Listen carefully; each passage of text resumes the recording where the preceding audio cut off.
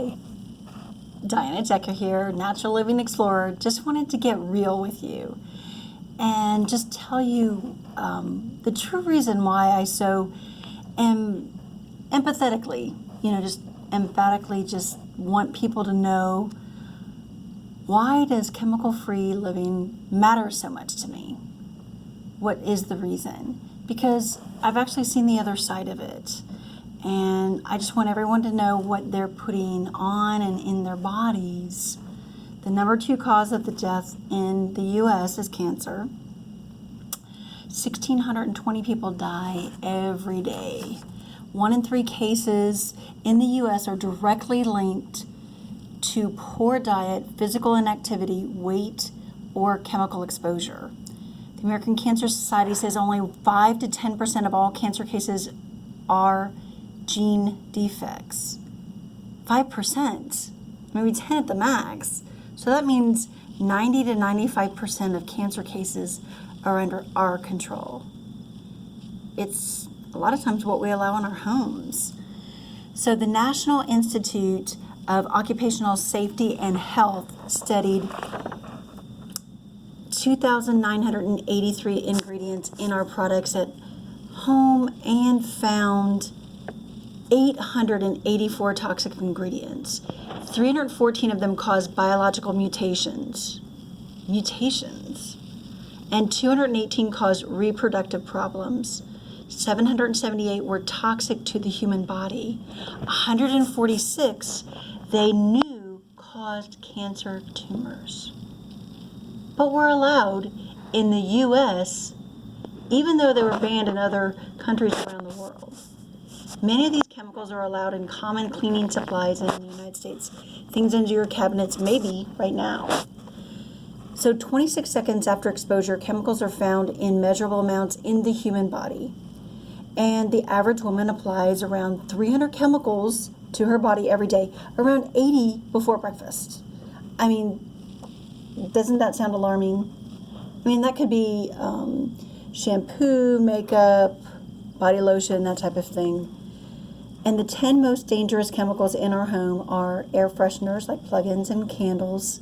Second on the list is chemical cleaning supplies, drain and oven cleaners and furniture polish, as well as dishwasher soap and dish soap.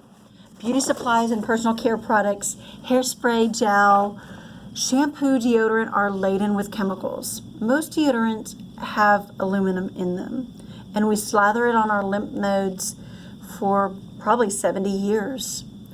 Many scientists believe aluminum exposure may be linked to Alzheimer's and Parkinson's disease. One of the top pollutants in the family home is laundry soap and fabric softener. If you saw one of my other posts about the EWG.org, you can go look yours up there. Hopefully yours is not an F. They do an A through F score there. But it's what you wash your clothes in, and it sits on your skin, as I mentioned. It just outgasses in your closet all night long. That information is straight from the government. The U.S. Environmental Protection Agency, the EPA, top 10 household killer household chemicals study. There are 100,000 chemicals on the market today. The Toxic Substance Control Act of 1976 grandfathered them in. I just wondered, why are we allowed to have them and then they're banned in other places? But this 1976, the Toxic Substance Control Act, that's why. I mean, to me, it's just the dollars. Something needs to be done about that. I mean, we need to take action to get that. I mean, I understand about grandfathering in and other things, but this is a really a big health risk, and that is definitely a concern.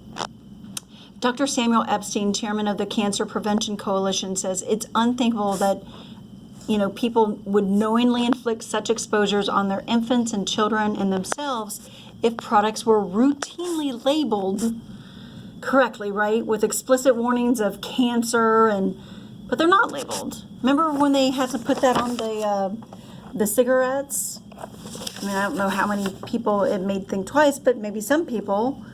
But I mean, these aren't even labeled. And since the 1940s, prostate cancer is up 200%, thyroid cancer 155%, brain cancer 70%, and by 2020, that's next year, American Cancer Society estimates a 50% rise in cancer rates. It's no wonder that the quality of air inside your home is about 5 to 7 times more toxic than the outdoor air quality. And so what happens when your body is chemically overloaded? What do you see? I mean, it could be the big C word, cancer, but it could be a lot of other things. Maybe lethargy, could be inability to focus, sleep trouble, chronic inflammation. It could be unexplained pain, skin issues, adult acne, hot flashes, stress, fear. If you face any of these, I really would suggest doing some investigation and trying to work to kick the chemicals to the curb if they are in your home. Just investigate.